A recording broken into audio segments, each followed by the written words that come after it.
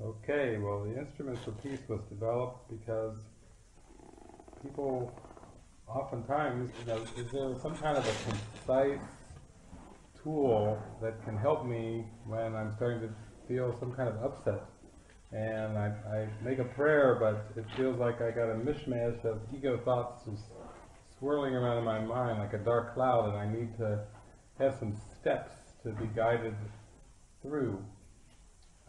Realizing that, of course, the more you do the steps, the more you kind of are like almost like rewiring your mind and reconnecting, that it should get easier and easier to just zip back into your right mind as you open to this new way of thinking and a new way of perceiving. But this Instrument for Peace is a way of working through things. Also, I've shared some very, very radical ideas during this week. I had a group of students that were very devoted to awakening and everything, and years ago back in the 1990s, and so there was another version that broke out of the Instrument for Peace.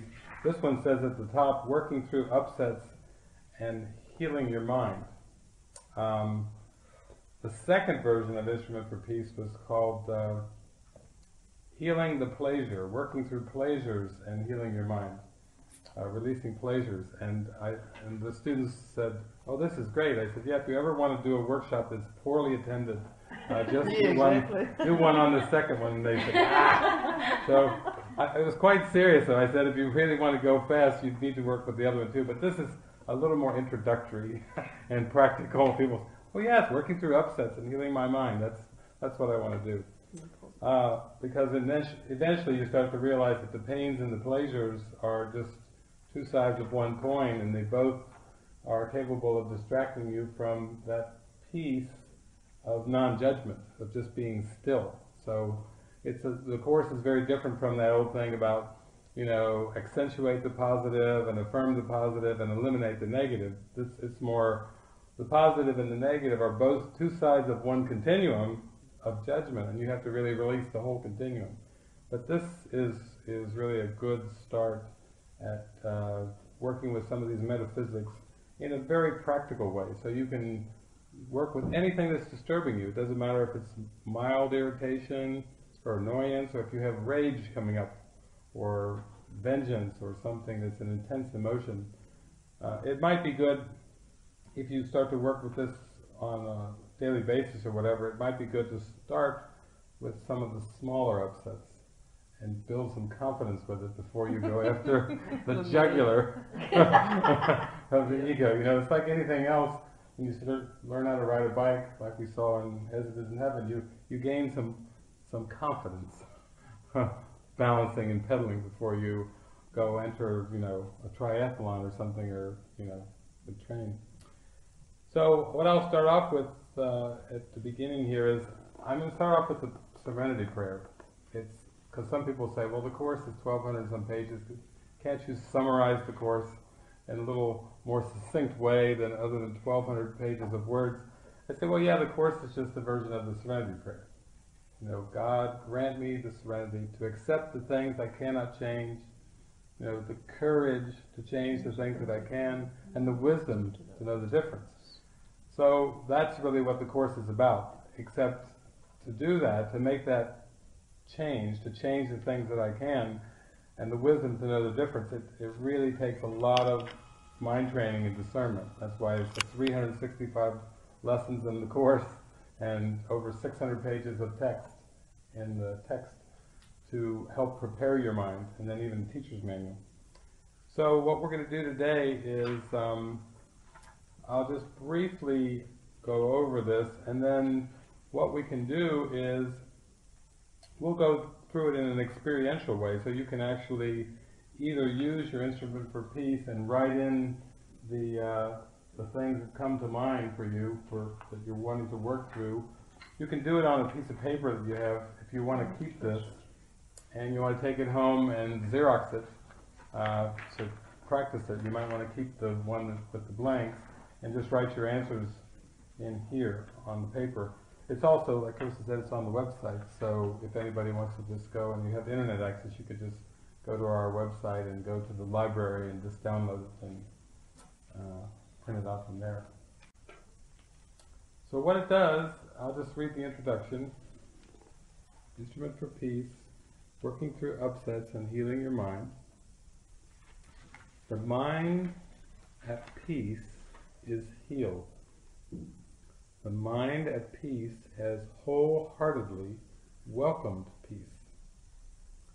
In this world, lack of peace appears in many forms.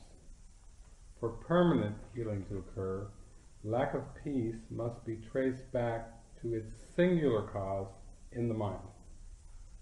Use of this instrument for that tracing back can help a willing mind let go of what it thinks it knows, see the world differently, and experience a present state of peace and joy. So that's the introduction. It's just a very little practical tool to keep the focus on the peace. You're doing this for the peace of mind. So we'll start with number 1, and you can see you can just answer the questions and fill in the blanks or put it down on your paper as honestly as you can. But if you have something that's troubling you or upsetting you, it doesn't really matter what it is, and it doesn't matter how strong it is or intense. If there's anything that's disturbing you in any way, something that's been rolling through your mind. Bill and I just were meeting in his bus about half an hour ago, and Bill was saying, I have an unsettling kind of feeling. And then there's thoughts probably that go with that. The unsettlingness would be the feeling. It feels a little unsettled. And then you would kind of use this to kind of get in touch with what's going on under that unsettled feeling, and as a way of releasing that to come to peace. So you start off with what you're thinking about.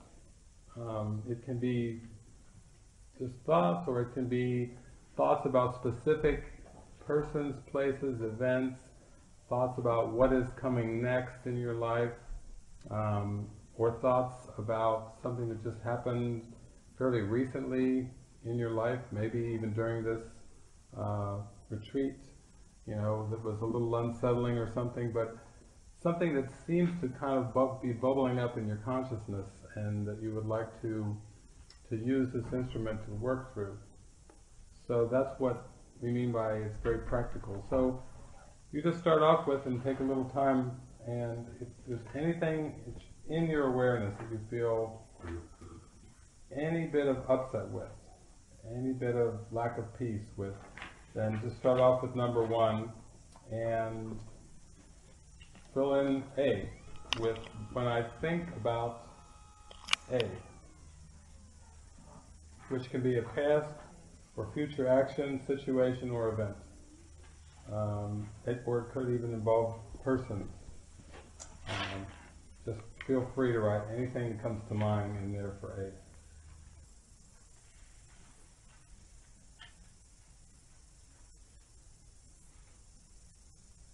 And then you can see where B will follow right after that. In B, you just really are trying to name the specific upsetting emotions. It could be like when we did the little workshop on the cloud and the heart, where you may have even several specific emotions that come, or maybe it's just one that comes to mind that you want to kind of focalize, you want to work with.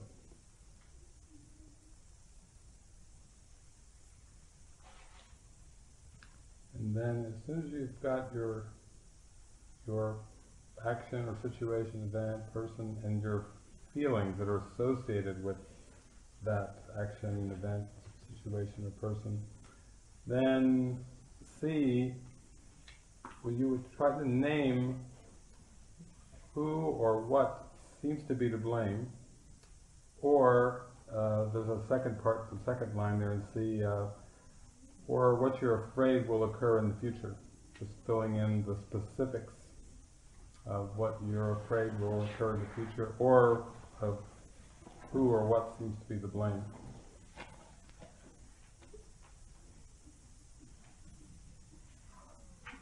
And this could even include blaming yourself. In many cases, people, feel like there's nobody to blame in their life, but they blame themselves for the feelings, and so that's, you can certainly put your own name in there. Yeah, you could fill in both of them if you have someone to blame and you still have these ideas of what could happen in the future that is part of the worry or the concern or the anxiety.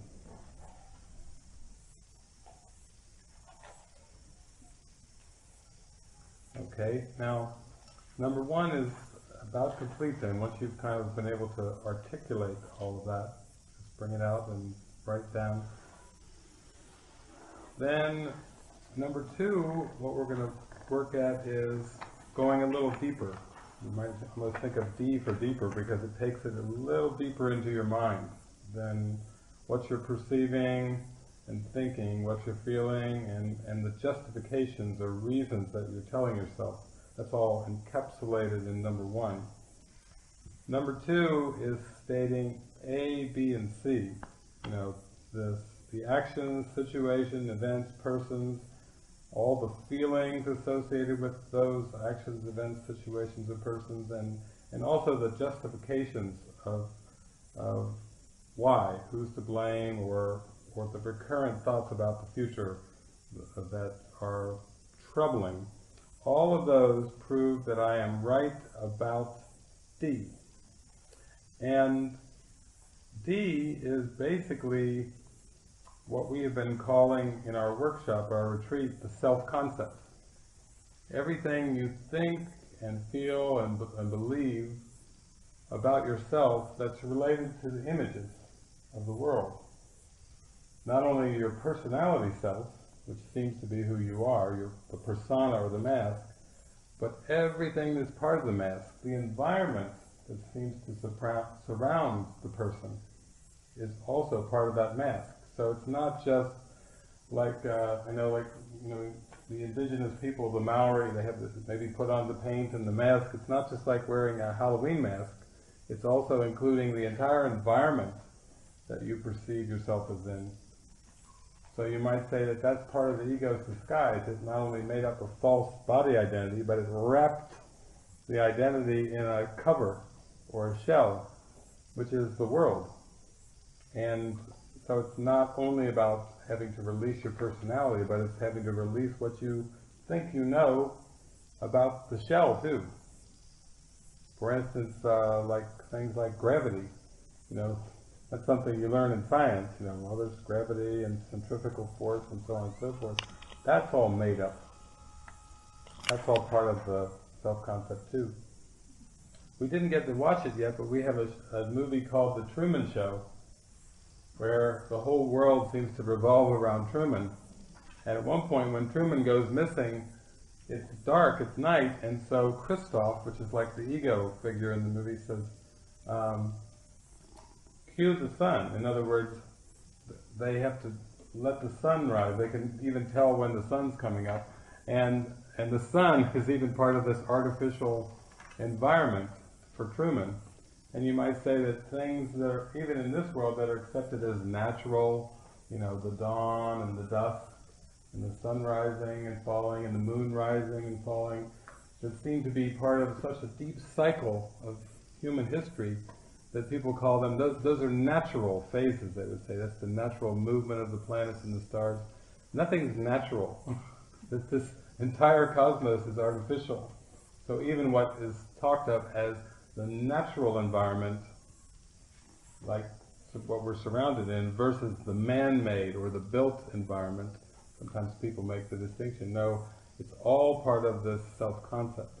So you can just write D out in any way that you feel comfortable. You can call it my self-concept, my self-image, the self I made up to take the place of God, the self that God created, the role that I play, the mask that I wear, any words that are comfortable for you about the me that I think I am. Yeah, the me that I think I am. Yeah. Anything that feels comfortable about that thing. And I think the key word in there is A, B, and C prove that I am right about this construct or this image. I put in parentheses underneath it, in parentheses, my belief in lack, taking the form of an image of self, other, the world. Because inevitably, when you make a concept up to take the place of your true nature, your spiritual nature, this construct or this concept is lacking in some ways. For example, if you say, well, I seem to be this body, or I seem to be in this body, either way, and this body seems to get hungry and thirsty, and sometimes it's horny, and sometimes it's tired, and sometimes it's, fill in the blank. Those are all states of lack, states of craving, needing, wanting things. And it's pretty obvious that identity is based on lack, because it's never really fulfilled. It never reaches a place where you can say, I'm an ego, and I'm proud of it, and I have no needs. It just never gets there. You just never get to that point.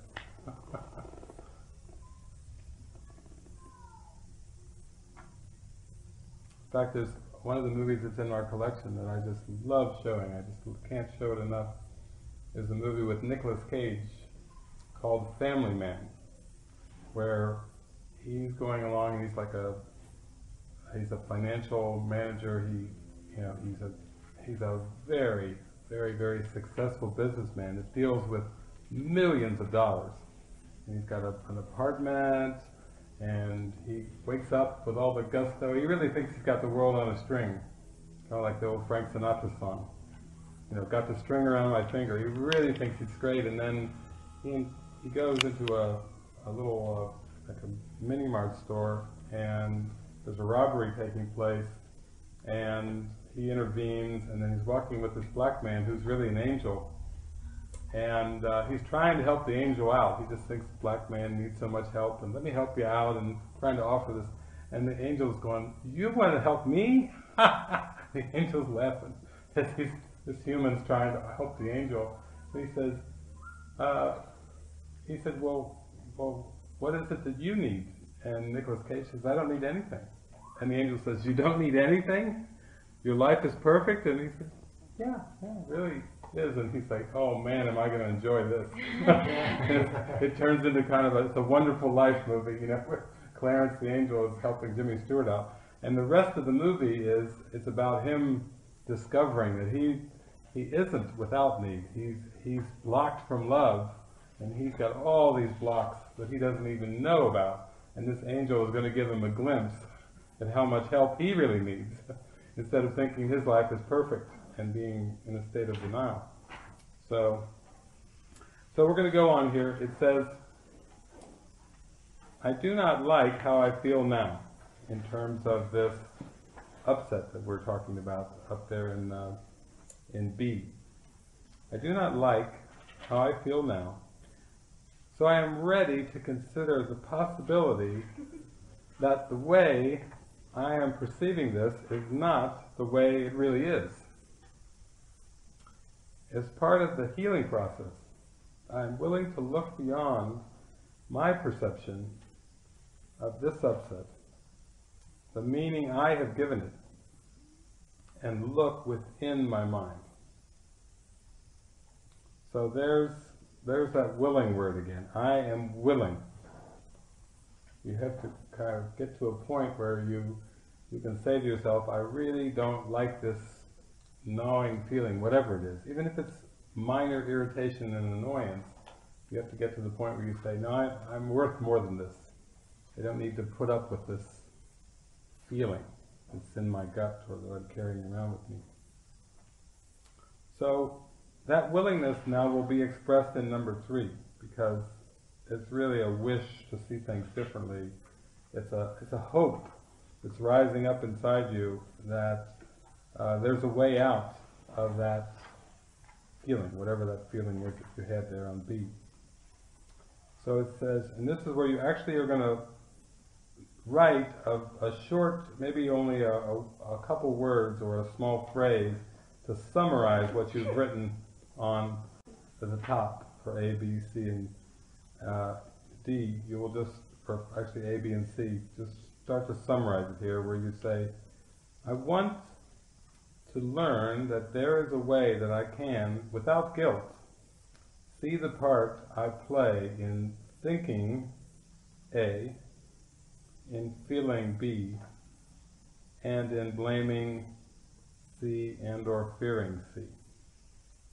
So you're starting to bring it back and trace it back to, there's a way to see without guilt the part that you play in these things. That you're not a victim, that there's actually something that you're actively engaged in that is bringing these emotions about, these perceptions.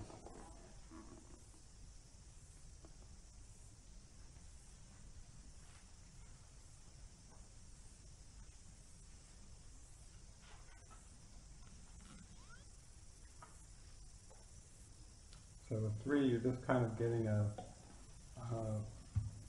it's kind of summarizing A, B, and C, and kind of repeating it. Repeating it in some way, but it's like, it could be something as simple as, I want to learn that there is a way that I can, without guilt, see the part I play in thinking, I don't know what I'm going to do when this retreat is over. And I'm feeling a little nervous about that, or a little worried. And I'm fearing that when I go back outside to the real world, I'm going to have to put up with the same stuff that I always have to put up with. Something, it's just kind of a summation, but it is repeating it, but it's just bringing it together to the sense that you're starting to take a look consciously at what's going on in your awareness, in your consciousness. That you're voluntarily playing a part in everything that's going on. The perceptions, the emotions, and the thoughts, and also the justifications that the self-talk that you're giving yourself about these things. So in a sense, you're really bringing to light just the content of something. Yeah, it's the content of what's going on. As opposed to kind of just thinking, well, I'm just a real person, and I'm in this scenario, and this and this and this are bothering me about this scenario, and it's always going to be that way because it's been that way, and kind of staying in that loop. This is just kind of bringing it all up to the contents of consciousness and just kind of laying them bare and exposing them. Okay, 4 is we're getting to that word release now. I release my wanting to be right about my perception of all of this. A, B, C, and D. This goes back to that willingness, of willingness to see things, to look beyond my perception of this upset and look within my mind. So I release my wanting to be right about my perception of all of this. I want instead to be happy. Through the ego, distorted thinking and seeing, I perceive the cause of my upset and its resolution as outside my mind. This projection seems very real. Its purpose is to distract my mind from looking inward. So we're starting to make the connection there that the upset is perceived as being related to the world or something in the world, and the resolution is also being perceived as something as related to the world. For example, if somebody seems to have a stressful job, it's quite common to think, well, I just need to quit my job, and as soon as I am outside of that job, or I've left the job, then I'll be happy. As if being in the job is the problem and getting out of the job. Or being in a relationship and getting out of the relationship will bring you peace. Or being in a particular scenario, like when I was in South America, I had a friend of mine, I think, who who felt like it was kind of chaotic down there in South America, and she really wanted to just go leave South America and move to North America. So that's the way the mind works. It sees problems and solutions in form. I would be happy if, I'll be happier when, and it's always kind of looking for the geographical solution or shifting something around in form, and you can just notice how that's how the ego mind works. It's always thinking things will be better if, and then you can fill in the blank with some kind of shift in form. It starts to get back to the serenity prayer we were talking about. That's let me accept the things I cannot change. In the end, you start to realize that you can't change the world. As much as you try to change the channel, move the contents around, rearrange the picture, keep rearranging the picture and keep going for a different arrangement or constellation, that's where this is all leading. It's going to have to be a change in your mind, a change in your perception that's going to actually work. It's not going to work. And it takes courage, to change the things that you can. It takes a lot of courage to change your mind.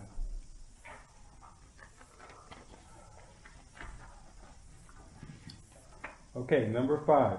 If the cause of my upset and its resolution were outside my mind, I would, in fact, be powerless to change my state of mind. My use of projection, seeing outside what I don't want to see within, is why I seem powerless, why see, again go back to your see, seems to be the cause of my upset. So it's because of projection that see seems to be the cause. Can you go into seeing outside what I don't want to see within me a little bit more? Yes, that seeing outside what I don't want to see inside is one way of describing projection, in the sense that it's almost like one of the ego's defense mechanisms is it just says if you are feeling hurt or angry or shame or guilt or something, just get rid of it and see it outside of you. In other words, it'll take the pressure off if you point the finger and you blame, or you point at something else and say that that's the cause, including the body. You could even point to what seems to be your own body and say, you have let me down, you are not as good as you should be, you are not a very good home, and bad. It can be that way, or it can be pointing to something in the environment or other people, as well. But basically, projection, some of you probably have heard of the word scapegoat. And if you go back in history, back into the Bible, it started with the Jewish tradition, where they had the chief rabbi, or the chief rabbi of the tribe back in Israel, would basically gather all the tribe up together, and then instead of having like a burning bowl ceremony like they have in Unity, where you burn all your negative thoughts and grievances in a bowl as at the beginning of the new year, what they would do is the chief priest or chief rabbi would get all the people together, and they would all talk about, oh, it's a terrible year, and we did terrible things, and we were a bunch of sinners, and all this and that. So he said, come on, and he would get all the sins and all the grievances together, and he would put them on the head of a goat. Lay all the sins and grievances on the head of the goat, and then he would chase the goat out of the town. That's where the term scapegoat comes. They would actually try to heap all of the sins of the people onto the goat, the head of the goat, and then they'd chase the goat out of town. Sounds kind of primitive, but believe me, the ego is trying to do the same thing when you point the finger and you try to blame the government, or you try to blame your child or your spouse or your parent, or you blame teachers and gurus or ministers or whatever. It doesn't really matter. Or if you even blame yourself in terms of the body self, it's still trying to chase it out of your mind, like the priest would do with the goat, get it out of your mind and get it onto something specific. Aha! We've got the culprit. It's right there. And that's what the dynamic of projection is. So, is what I was sharing the other day. If you still believe in something, but you don't want to admit, you don't want to fess up to your belief in it, then you can point the finger and say, I have a lazy roommate. Not seeing that you believe in laziness and that your mind is holding on to the concept of laziness, but you're projecting it out and saying, no, I'm not lazy. I am trustworthy and I am hardworking and da-da-da-da-da-da-da, but my roommate is lazy. It's a sneaky trick to think that the roommate is lazy because you still are holding to the belief. So, when we're looking at projection in this scenario, is it like usually you're looking at a specific thing you might be projecting? Yeah. What is the projection?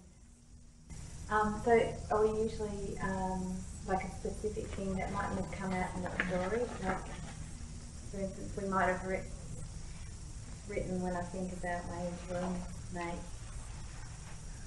I feel really angry or whatever, and I think they're to blame, and I'm afraid that I'm going to have to clean up with them, sort of thing.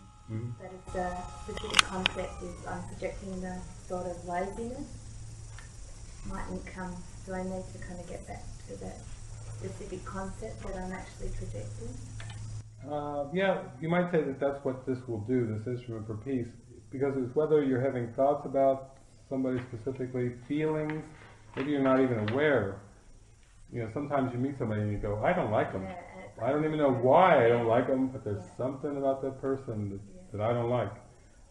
And then this kind of thing will help you kind of get more in touch with what's going on. So we're still tracing it back a bit in a way, like the actual projection might have come out in the story. Exactly. Like with Margaret the other day, she saw stuff, this morning the insight came into hearing what it was about more. Yep. Yeah, that's how it works. You can always say that, for example, in terms of D, my belief in lack taking the form of an image of self, other, the world, the ego itself, this ego identity, is the belief in lack. Because God is perfect fullness. There's no lack in God, and there's no lack in love. But the ego is lacking. So to identify with the ego then means that you will, instead of going, I believe in this, it's like that gets pushed out of awareness, and then you see a world that reflects all this lack. There's not enough water to go around, there's not enough love to go around, there's not enough food to go around, there's not enough money to go around. You could see that it plays out in terms of the world. This belief in lack is buried and then it's projected out, so it seems like now you're at the mercy of a world that's lacking. Not enough resources. There's not enough, seems like it's just a world of scarcity and lack. So that's kind of more the big picture, but also you could see it more in terms of specifics. Like, why did I have to have a roommate that's lazy and dirty and, whatever? Or I don't like this about my spouse, or I don't like this about my children, something like that. It could play out also in terms of specifics as well.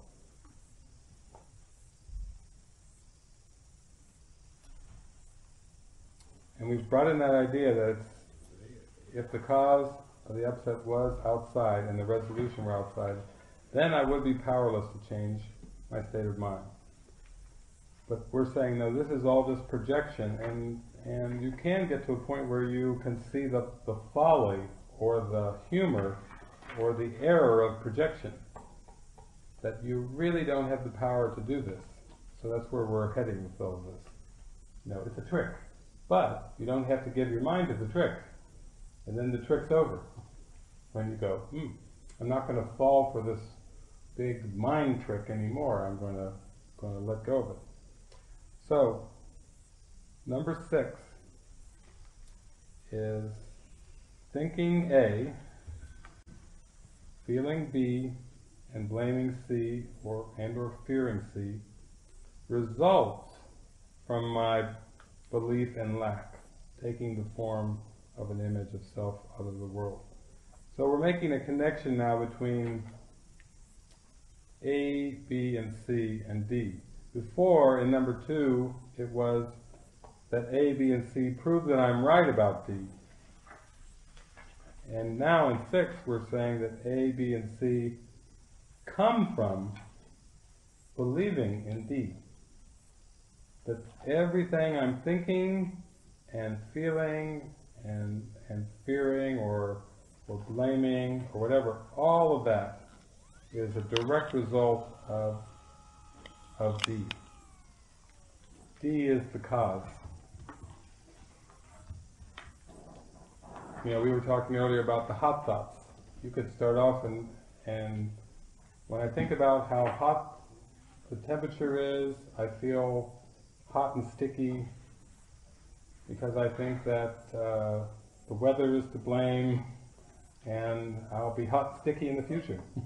Or whatever, you know, you could see, even if we were talking about our simple example last night at the table about heat and the weather, and what this is doing is number 6 is saying, no, all those thoughts about it being hot and about the environment and about how this could even continue and whatever, all are coming from D, from this self-concept that I'm holding.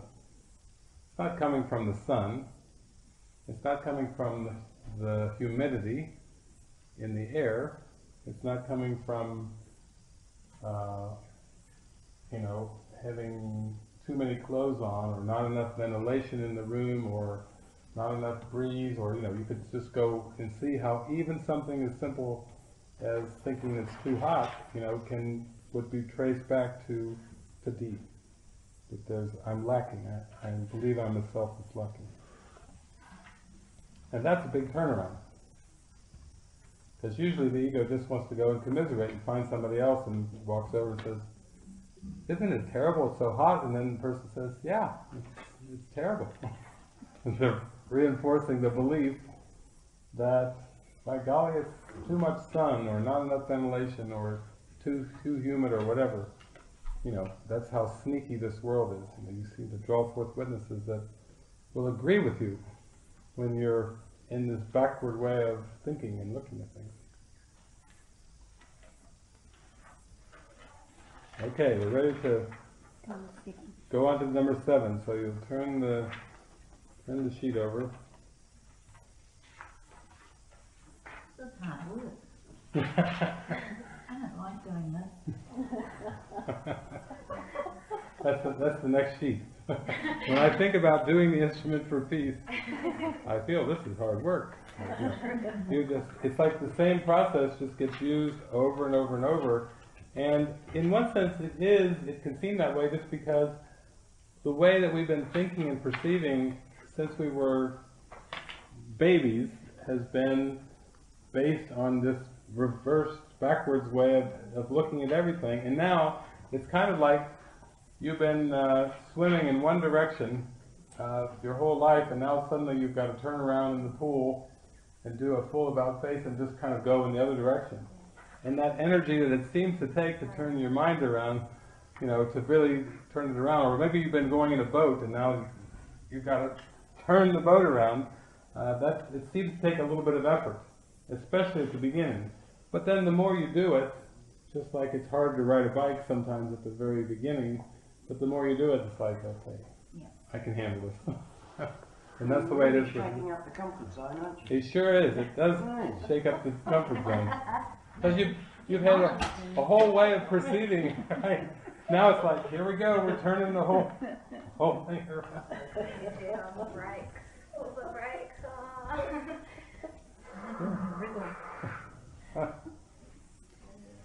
Now 7's going to explain it a little bit better. I am only upset at someone or something when they or it mirror back to my mind a belief which I have denied from awareness. So this is the gift of relationships, and the gift of the environment, and the gift of everything in the world. It's just mirroring back a belief that I have denied from awareness.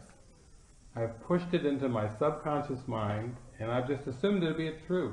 It's people don't meet at a party, and usually when they meet, it's like, what's your name? Where do you work? Do you have any family? What do you do, for a living? And this and this. It's like all that stuff. You don't get together and say, "Do you believe time is real?" I mean, that's just not the first question at the party. Do you believe in linear time? This is a dream. Yeah. You believe in good and evil? I think so. Well, that's dualistic. You just don't get to that point. Those are questions usually don't ever get asked at the party. Unless you go to like a Krishnamurti party or something. Do you know that God didn't create the world? There you go. Do you believe God created the world? If that was your lead question, there could be some big waves. Those big bouncers that bounced out of the club, out of the nightclub. Shaking things up with those questions. So this number 7, I'm only upset at someone or something. I mean, what if it's actually myself, it's my own, if you're blaming yourself or something. So I'm only upset at myself.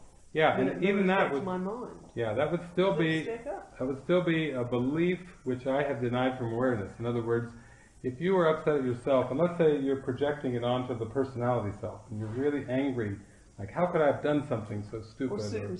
Or circumstantial. How could I got myself into this circumstance or whatever? Okay, and you're projecting it onto the body, and you're blaming the small self. It still means that this projection, that even this self, is still mirroring back to me, to my mind, a belief which I have denied from awareness. So even in that case, there's still some unconscious belief that it's doing the mirroring for. And that's why we do have to get into our minds. We have to get at what's going on in that subconscious, because other than that, it's just the blame just continues. Like, I did it again. I can't believe I got in the same situation, same trap. I fell in the same. Like in Groundhog Day, the movie with Bill Murray, where he keeps stepping in the same puddle. His foot falls in the puddle over and over and over until one day he goes like this, and he starts to realize, I'm not going to do that again. That's what you have to do with your mind training. You have to catch yourself. So. It's like short connecting, isn't it? Mm-hmm. Yeah. Like an electrical current. Just shorting it and just catching yourself doing it. There I go again. Yeah.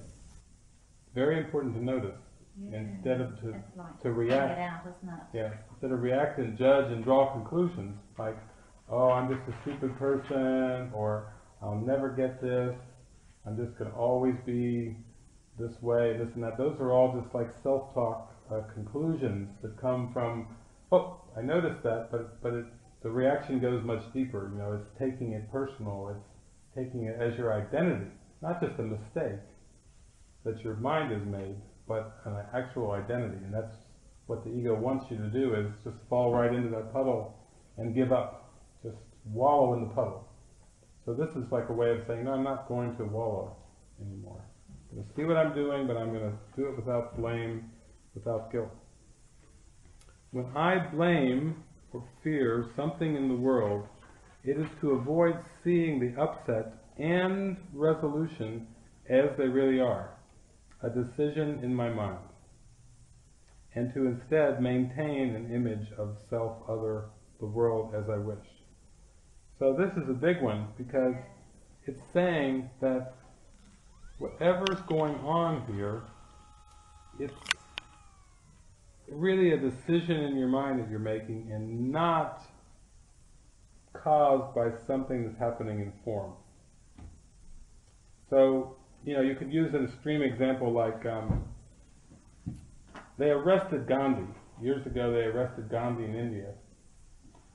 And they took him and they put him in prison, and they decided to bring him in front of the judge and try him for sedition, which was writing these ideas about freedom and overthrowing the British in a magazine. He wrote his ideas out of the magazine.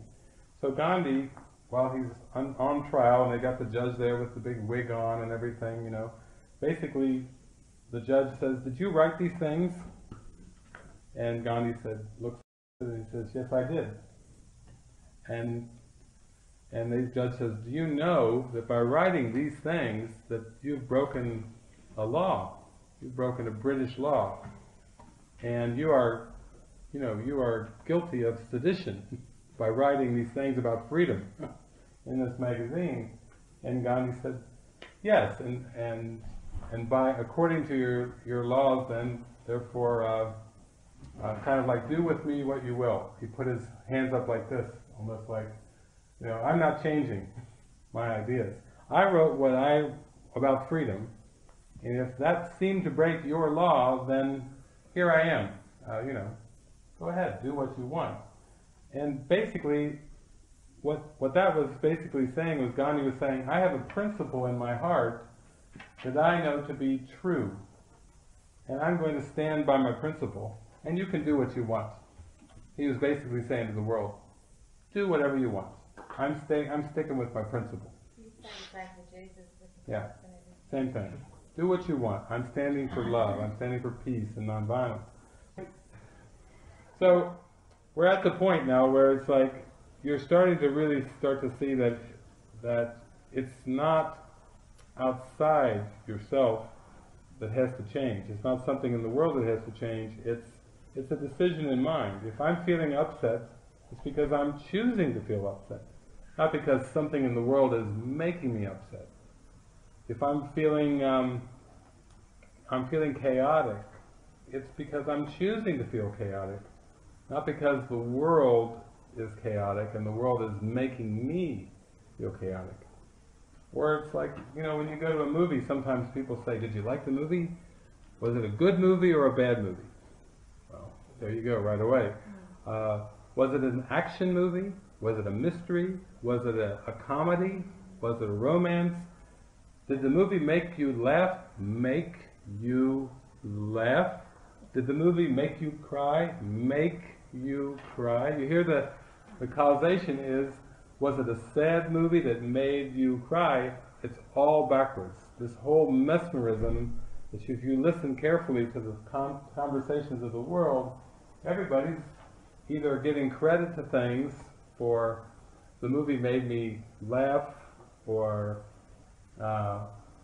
my partner, my soulmate, puts me in ecstasy. You know, no, I'm sorry. It's not the soulmate that puts you in ecstasy. You choose to put yourself, to let your mind soar into ecstasy, but it's not going to be the partner or going to be the circumstance. It's not your Valentine that puts you in ecstasy. It's your mind. So we're really this is really explaining a turnaround here. When I blame, fear something in the world, it is to avoid seeing that the upset and resolution, as they really are, a decision in my mind, and to instead maintain an image of the self-concept. So every time you feel like the world is doing it to you, all it is you're wishing to maintain the ego's self-concept that God did not create. That's really what's going on. If you cut through all of the seeming complexities, if you make it real simple, that's what's going on. This mind trick seems to displace guilt and fear, but actually maintains feelings of upset. So, you know how the people say, get it off your chest, you'll feel better. So you get it off your chest and you yell at somebody, and do you feel better? No, you don't feel better when you yell at somebody. You feel guilty. You think, don't judge it. you say, why did I do that? You know, but the whole idea of get it off your chest, if it gets into blaming or yelling at somebody or whatever, I'll give them what for. I'll tell them, you know, to their face. You know, I'll show them. They're going to hear from me. You know, when you can hear those thoughts going on in your mind, they're going to hear from me. It's like pushing it out, pushing it out. And if you've actually got something where you're blaming yourself, the mind trick seems to maintain the guilt and the fear. Yes. rather than displace it, doesn't it? It keeps it going. Yes. Fuels it. So, for example, if you seem to project the guilt to your body, and the body seems to develop symptoms, that just keeps it going. That's not going to end the guilt. Then you feel bad, especially when you get into metaphysics. You think, oh, I'm doing this to myself. Now I've made myself sick. But that doesn't feel good. Nobody likes to think. And it's almost like, it's like suicide. People don't like to talk about suicide. It's one of those things, the press, the media, nobody likes to talk about suicide. But you might say that every time you experience any kind of upset or doubt or discomfort or pain or suffering, it's just a version of suicide. It's a version of killing yourself, of like trying to murder your Christ self, your spiritual self, push that out of awareness and maintain that you're something small, that you're an ego. So it's a form of suicide every time, you blame yourself, or you take something personally, or you take it, whether it's this self or other bodies. So, but what we're saying here is, number 7 is saying, it's a decision that you're making in your mind, and you must get back into your mind and choose again. It's not going to help you to project, and it's not going to help you to repress. Try to smooth it over and just smile, even though you've got this emotion going on. So this is great. And this mind trick seems to displace the guilt and fear, but it actually maintains the feelings of upset. To blame or fear an image of self, other, the world, requires that I believe I am limited to a body and a world of bodies, and denies the spiritual abstract reality of my being. As a first step in letting go of all upset, I want to see in my mind what I thought was outside it.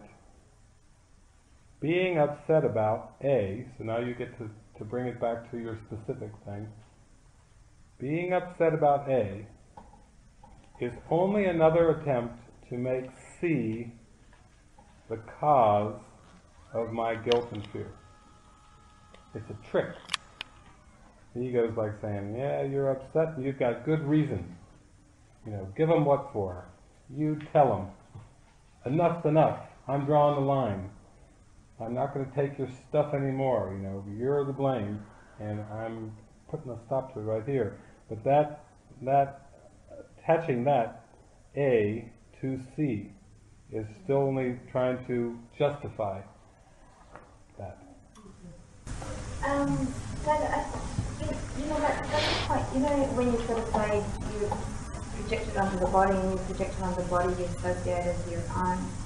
So it's kind of like a good point. How you both kind of use the body of David or the body of Kirsten, kind of removes it a little bit, doesn't it? Sort of separates yourself out from the body that you think.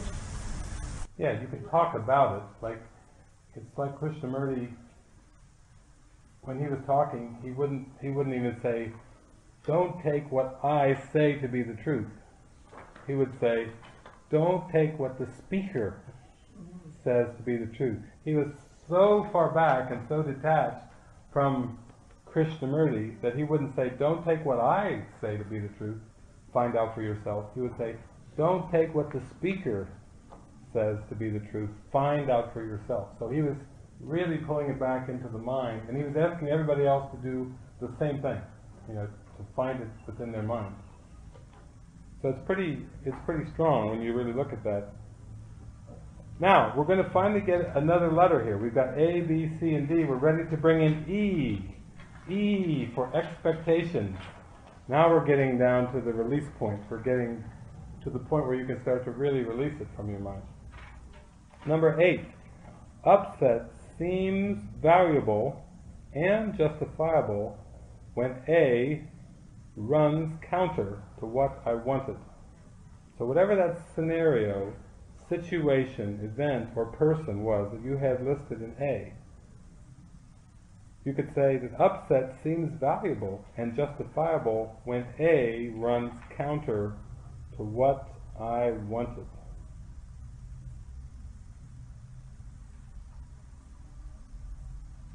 to be around the smallest things. You go to a restaurant, let's say, and the reason you go to this restaurant is because they serve your favorite food. That's why you go to the restaurant, you know, or because they have fast service, or because they have inexpensive meals or something. But let's say it's your favorite food. So you go down to your restaurant, you're sitting there, well, you're almost salivating in anticipation of that plate coming, you know, with your favorite dish. And the waitress comes out and you order it, and she goes, "Oh, I'm so sorry. We don't have it." But I come here for the very reason that you serve this food. It's my favorite food. You know, you can see if there is an expectation that you would go to this restaurant and be served your favorite dish, and you get upset, it's because something in form has run contrary to what you wanted. They're not supposed to, the scenario, what? You're not supposed to come out and tell me no. I've come here 100 times and you've said yes, and now the 101st time, I said no. Oh, you feel your heart drop. You don't have it. You don't have it. So it could be something as simple as that, but that's why we call E for expectations. And E is something, what I wanted or expected. That's what we're calling E. It's an expectation. Is an action, situation, event.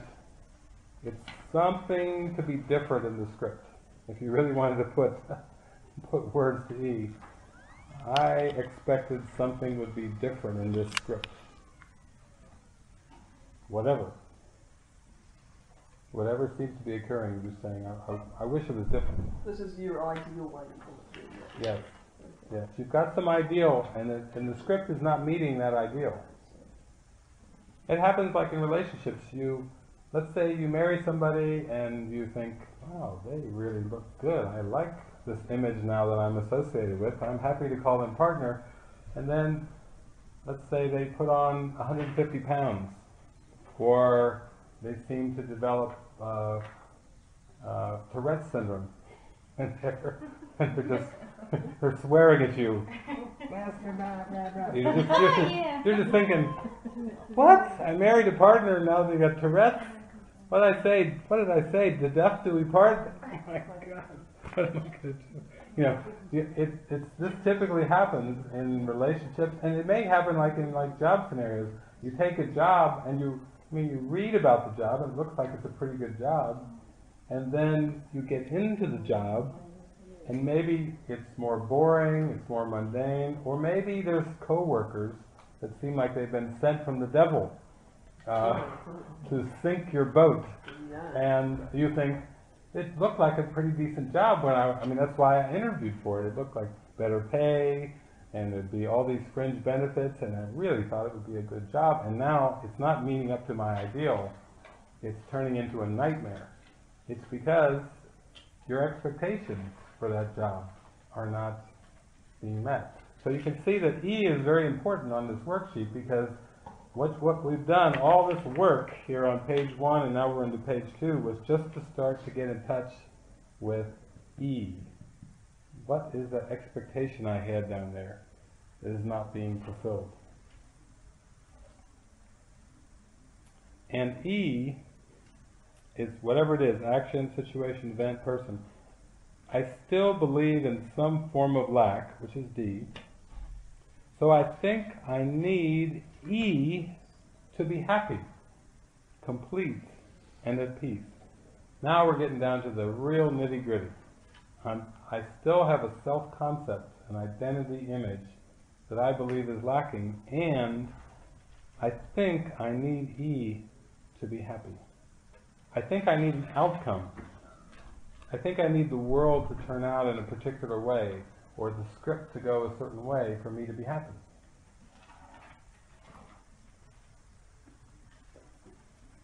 Is this belief in lack and the resulting expectations more important to me than peace of mind?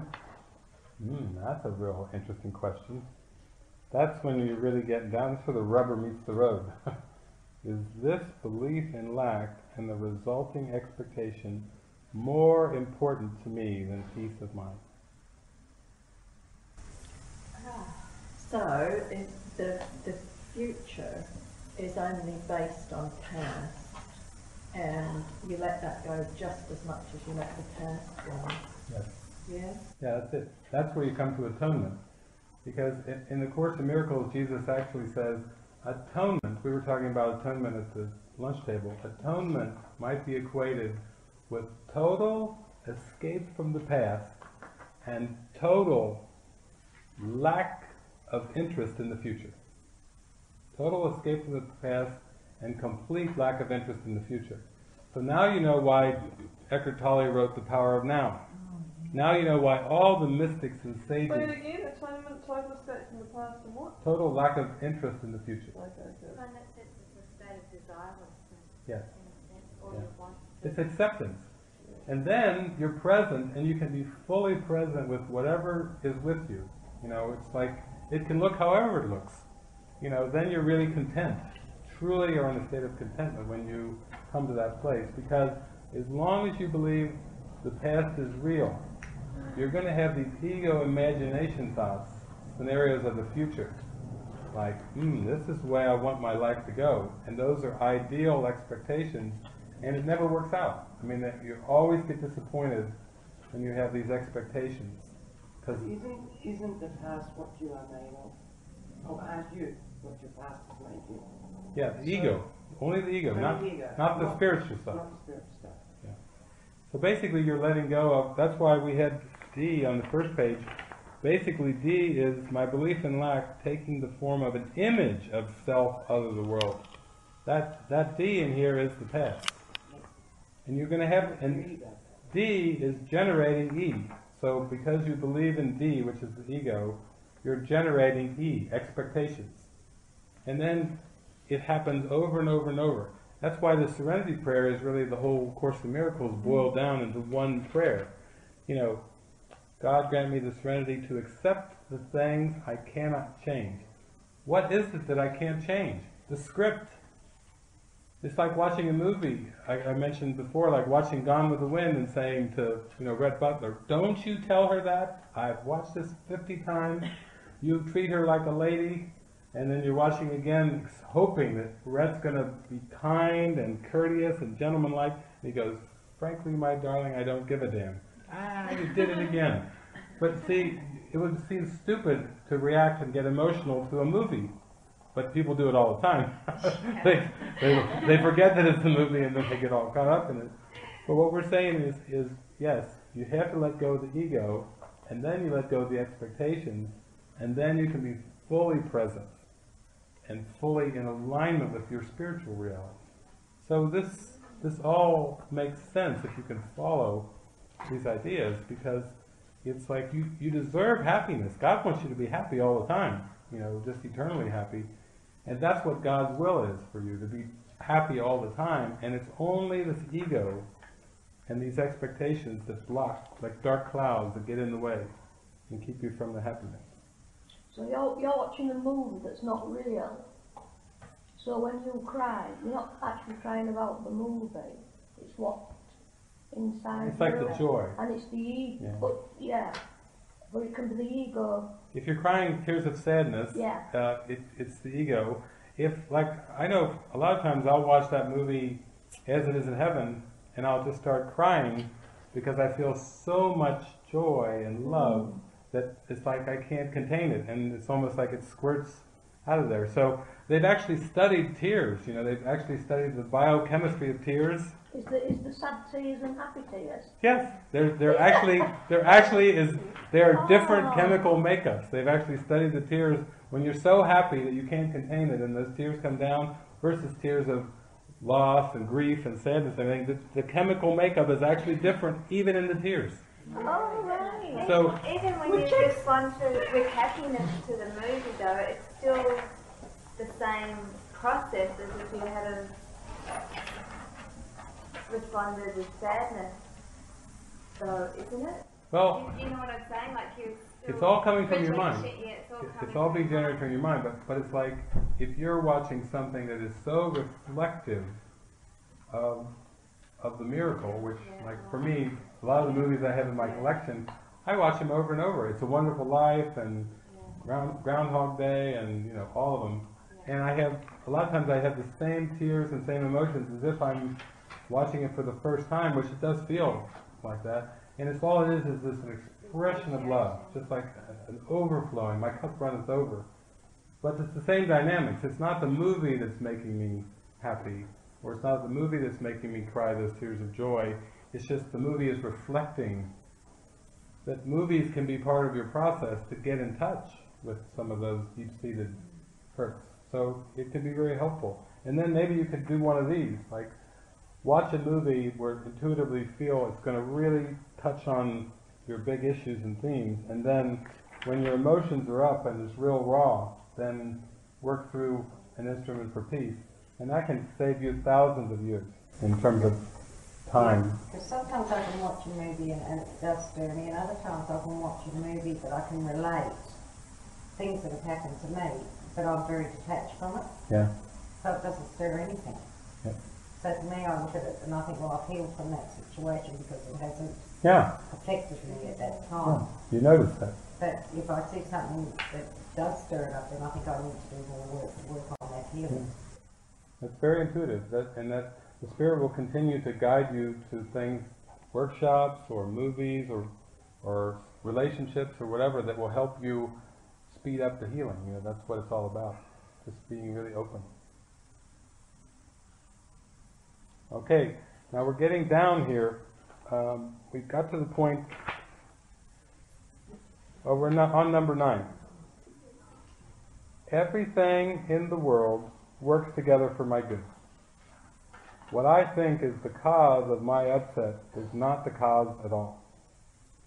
The choice to be upset is a choice not to see the cause, my belief in separation lack, as a present decision in my mind. It's an attempt to see the cause in the past or future, and the present as its effect. Now that's as clear as it gets.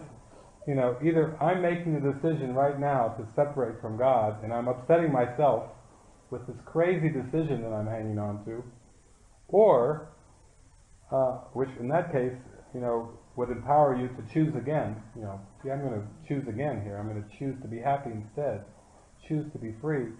Or you believe that time is basically causative, and that you're just at the mercy. You know, you are at the mercy of hot days and cold days. You're at the mercy of good movies and stinking movies. You're at the mercy of good food and bad food, food poisoning.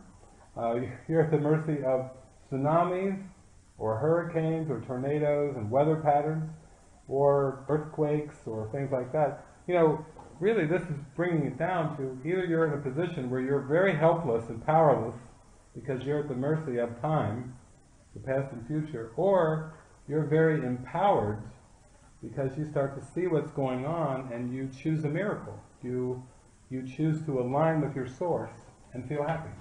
And that's as simple as the spiritual journey gets. You know, this is divine metaphysics. Like, this is the Christ mind given to you as straight as can be. Like, you can choose to be happy. Really. Always. It takes practice. You know, that's why we have this instrument for peace, is because you have to keep working through it.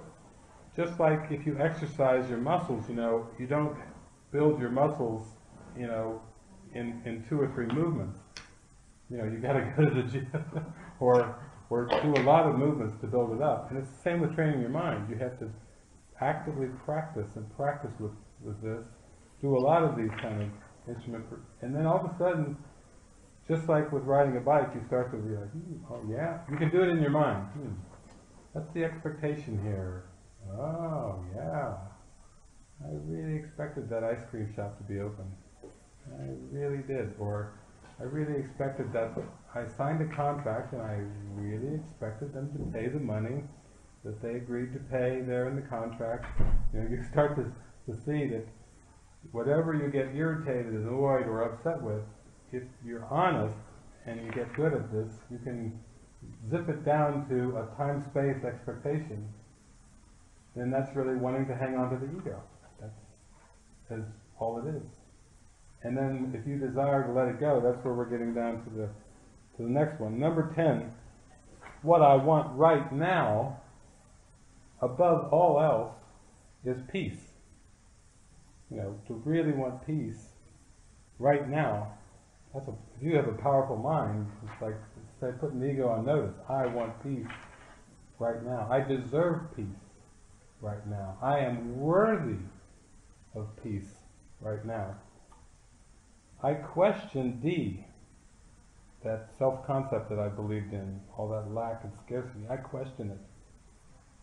I am willing to doubt, not my Christ identity, but I'm willing to doubt the ego. I question D, and I voluntarily let go of E, the resulting expectation, in order to reconnect with my one goal, peace. Peace of mind is a present decision that I gratefully choose right now.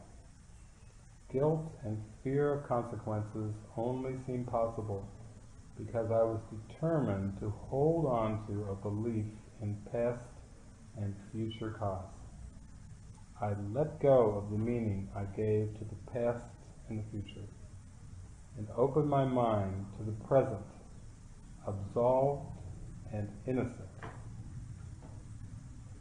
I am grateful for the realization that the cause of my upset, which I thought was in the world, was actually only an unquestioned belief and decision in my mind.